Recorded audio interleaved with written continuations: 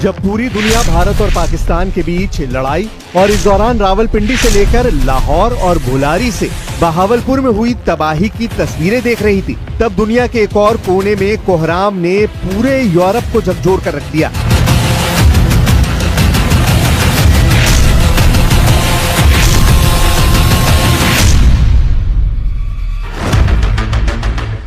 Ukraine का दावा है कि पुतिन ने एक बार में 273 ड्रोन से हमला किया है। दावा ये भी है कि 88 ड्रोन मार गिराए गए, जबकि 128 को इलेक्ट्रॉनिक जैमिंग के जरिए नाकाम कर दिया गया। यानी 216 ड्रोन यूक्रेन के एयर डिफेंस के आगे फेल हो गए। लेकिन इसका मतलब ये भी है कि रूस के 57 ड्रोन यूक्रेन पर ताबड़तोड़ बरसे। 57 ड्रोन ने यूक्रेन का क्या हाल किया, ये तस्वीरें इसकी गवाह है।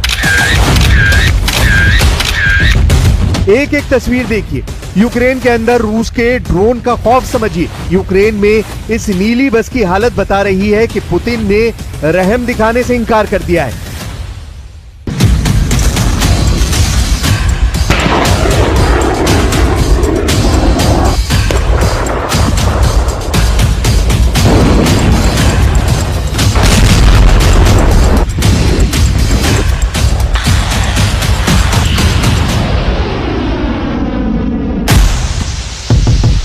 यूक्रेन का दावा है कि रूस ने ड्रोन से इस बस के परखच्चे उड़ा दिए।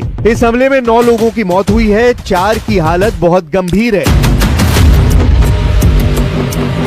यह हमला यूक्रेन के सूमे में हुआ, जो रूस के बॉर्डर के बहुत करीब है, और इस वक्त पुतिन की फौज के खिलाफ बड़ा मोर्चा भी बना हुआ है। इस बस को देखकर जेलेंस्की की हालत भी रोने वाली है। इस हमले ने उनको बुरी तरह हिलाकर रख दिया है। जेलेंस्की ने कहा है कि रूस पर और प्रतिबंध लगाने चाहिए, क्योंकि पुतिन आम लोगों की जान ले रहे हैं। यूक्रेन पर 273 ड्रोन से हमला उस वक्त हुआ जब डोनाल्ड ट्रंप तुर्की से गुड न्यूज सुनने का इंतजार कर रहे थे। 16 मई 2025 शुक्रवार को तुर्की में रूस और यूक्रेन के बीच बातचीत हुई। बातचीत 2 घंटे तक चली। दोनों पक्ष 1000 युद्धबंदियों की अदला बदली पर राजी भी हो गए। लेकिन फिर 17 मई 2025 यानी शनिवार को यूक्रेन पर ऐसा ड्रोन हमला हुआ जो अब तक यूक्रेन पर हुआ सबसे बड़ा ड्रोन अटैक बताया जा रहा है। यूक्रेन पर 273 ड्रोन दागे गए। इस हमले के बाद पुतिन का बहुत ही खतरनाक बयान आया है, जिसे देखकर यूक्रेन से लेकर नेटो और ट्रंप की पूरी सरकार हिल जाएगी।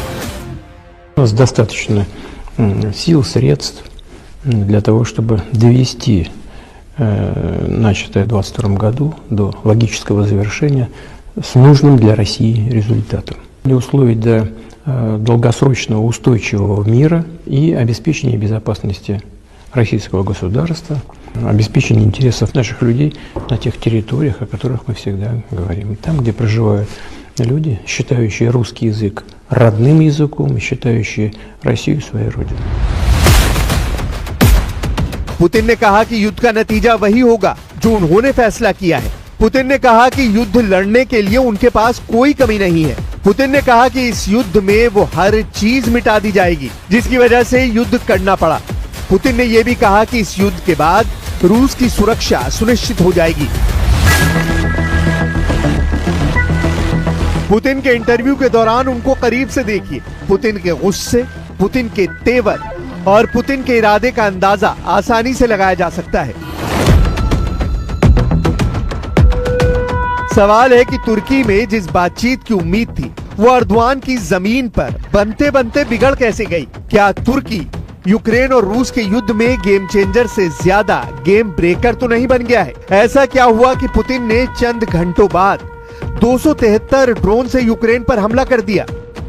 Ukrayna ve Rusya arasında diyalog kanallarının açık tutulması için buradaki tüm ortaklarımızın desteğine güveniyoruz.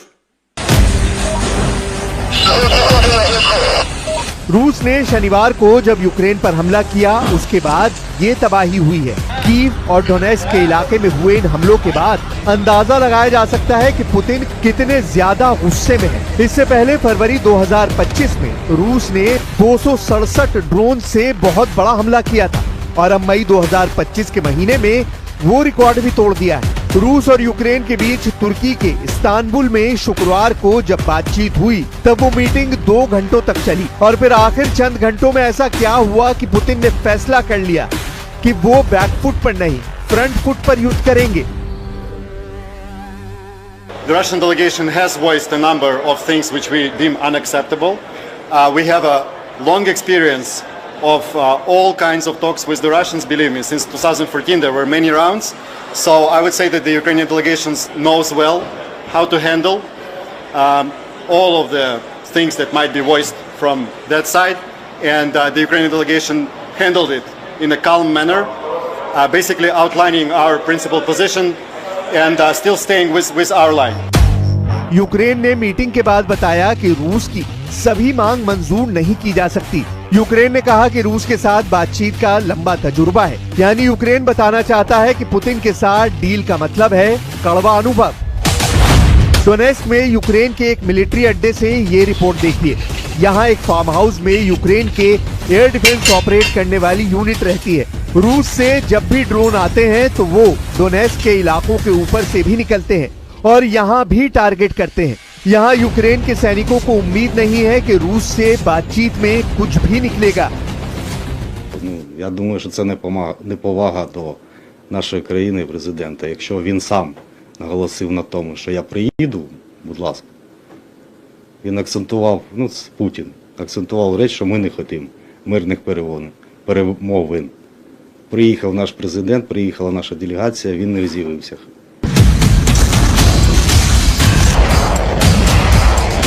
मुमकिन है पुतिन तुर्की में ज़ेलेंस्की की टीम से हुई बातचीत को लेकर ज्यादा उम्मीद नहीं रखते। पुतिन को पता चल गया है कि ज़ेलेंस्की की तरफ से कुछ ऐसा कदम उठाया जाने वाला है जो इस युद्ध को खत्म करने के बजाय बढ़ा देगा। इसकी एक बड़ी वजह यूरोप के देश भी हैं जो लगातार ज़ेलेंस्की के साथ खड़े होने की बात करते हैं, जबकि अमेरिका के राष्ट्रपति डोनाल्ड ट्रंप ने कहा है कि वो युद्ध को खत्म होते हुए देखना चाहते हैं। डोनाल्ड ट्रंप ने कहा है कि वो पुतिन से फोन पर बात करेंगे। साथ में ज़ेलेंस्की